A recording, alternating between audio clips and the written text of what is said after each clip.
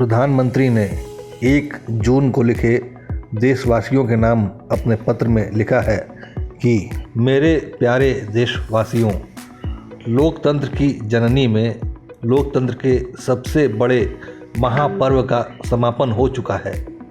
3 दिन तक कन्याकुमारी में आध्यात्मिक यात्रा के बाद कितने सारे अनुभव हैं, कितनी सारी अनुभूतियाँ हैं।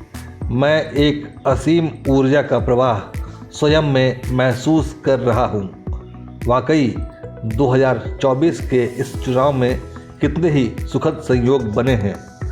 अमृतकाल के इस पहले लोकसभा चुनाव में मैंने प्रचार अभियान 1857 के प्रथम स्वतंत्रता संग्राम की प्रेरणा स्थली मेरठ से शुरू किया था। माँ भारती की परिक्रमा करते हुए इस चुनाव की मेरी आखिरी सभा पंजाब के होशियारपुर में हुई। उसके बाद मुझे कन्याकुमारी में भारत माता के चरणों में बैठने का अवसर मिला। उन शुरुआती पलों में चुनाव का कोलाहल मन मस्तिष्क में गूंज रहा था। रैलियों में, रोड शो में देखे गए अनगिनत चेहरे मेरी आंखों के सामने आ रहे थे। माताओं, बहनों, बेटियों का असीम प्रेम, उनका आशीर्वाद, उनकी आंखों में मेरे लिए वो विश्वास, वो दुलार, मैं सब कुछ आत्मसात कर रहा था। मेरी आंखें नम हो रही थीं। मैं शून्यता में जा रहा था, साधना में प्रवेश कर रहा था। कुछ ही क्षणों में राजनीतिक वाद विवाद, वार पलटवार, आरोपों के स्वर, शब्द शून्य में समाते चले गए। मेरे मन में विरक्ति का भाव और तीव्र हो गया। मेरा मन बाहरी जगत से पूरी तरह निकल गया। इतने बड़े दायित्वों के बीच ऐसी साधना कठिन होती है, लेकिन कन्याकुमारी की भूमि और स्वामी विवेकानंद की प्रेरणा ने इसे आसान बना दिया। मैं ईश्वर का भी आभारी हूँ कि उन्होंने मुझे जन्म से ये संस्कार दिए। मैं ये भी सोच रहा था, स्वामी विवेकानंद जी ने उस स्थान पर साधना के समय क्या अनुभव किया होगा। मेरी साधना का कुछ हिस्सा इसी तरह के विचार प्रवाह में बहा। इस विरक्ति के बीच भारत के लक्ष्यों के लिए निरंतर विचार उमड़ रहे थे। कन्याकुमारी के उगते हुए सूर्य ने मेरे विचारों को नई ऊंचाई दी। सागर की विशालता ने मेरे विचारों को विस्तार दिया। क्षितिज के विस्तार ने ब्रह्मांड की गहराई में समाई एकात्मकता, वननेस का निरंतर एहसास कराया। ऐसा लग रहा था जैसे दशकों पहले हिमालय की गोद में किए गए चिंतन और अनुभव पुनर्जीवित हो रहे हों। साथियों, कन्याकुमारी का ये स्थान हमेशा मेरे मन के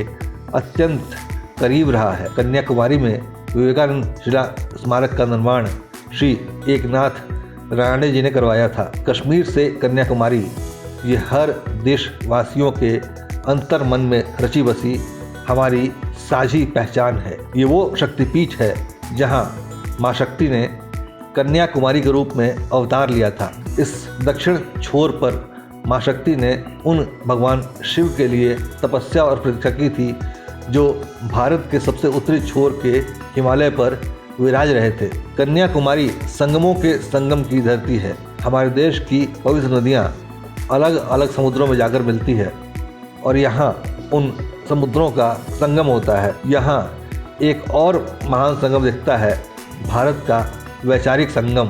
यहाँ विवेकानंद शिला स्मारक के साथ ही संत तिरुवल्लुवर की विशाल प्रतिमा, गांधी मंडपम, कामराजर मणि मंडपम है। महान नायकों के विचारों की ये धाराएं यहाँ राष्ट्र चिंतन का संगम बनाती हैं। जो लोग भारत के राष्ट्र होने और देश की एकता पर संदेह करते हैं, उन्हें कन्याकुमारी की धरती एकता का अमिट संदेश देती है। कन्याकुमारी में संत तिरुवल्लुवर की विशाल प्रतिमा समुंदर में माँ भारती के विस्तार को देखती हुई प्रतीत होती है। उनकी रचना तिरुक्कुरल तमिल साहित्य के रत्नों से जड़ित एक मुकुट के जैसी है, जिसमें जीवन के हर एक पक्ष का वर्णन है, जो हमें स्वयं और राष्ट्र के लिए अपना सर्वश्रेष्ठ देने की प्रेरणा देता है। आज भारत का गवर्नेंस मॉडल दुनिया के कई देशों के लिए एक उदाहरण है। सिर्फ 10 वर्षों में 25 करोड़ लोगों का गरीबी से बाहर निकलना अभूतपूर्व है। गरीब के सशक्तिकरण से लेकर लास्ट माइल डिलीवरी तक समाज की अंतिम पंक्ति में खड़े व्यक्ति को प्राथमिकता देने के हमारे प्रयासों ने विश्व को प्रेरित किया है। नए भारत का ये स्वरूप हमें गर्व और गौरव से भर देता है, लेकिन साथ ही ये 140 करोड़ देशवासियों को उनके कर्तव्यों का एहसास भी करवाता है। अब एक पल भी बिना गंवाए बिना हमें बड़े दायित्वों, बड़े लक्ष्यों की दिशा में नए कदम उठाने होंगे। हमें नए स्वप्न देखने हैं, सपनों को अपना जीवन बनाना है और उन सपनों को जीना शुरू करना है। हमें भारत के विकास को वैश्विक परिप्रेक्ष्य में देखना होगा। इसके लिए जरूरी है कि हम भारत के सामर्थ्य को समझें।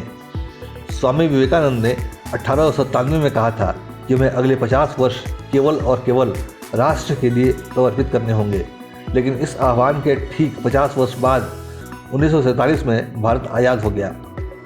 आज हमारे पास वैसा स्वर्णिम अवसर है। हम अगले 25 वर्ष केवल और केवल राष्ट्र के लिए समर्पित करें। हमारे ये प्रयास आने वाली पीढ़ियों और आने वाली शताब्दियों के लिए नए भारत की सुदृढ़ नींव बनकर अमर रहेंगे। मैं देश की ऊर्जा को देखकर ये कह सकता हूँ कि लक्ष्य अब दूर नहीं है। आइए तेज कदमों से चलें, मिलकर चलें, भारत को विकसित बनाएं। ये है प्रधानमंत्री का संदेश जो उन्होंने आध्यात्मिक यात्रा के बाद लौटकर देशवासियों के लिए लिखा।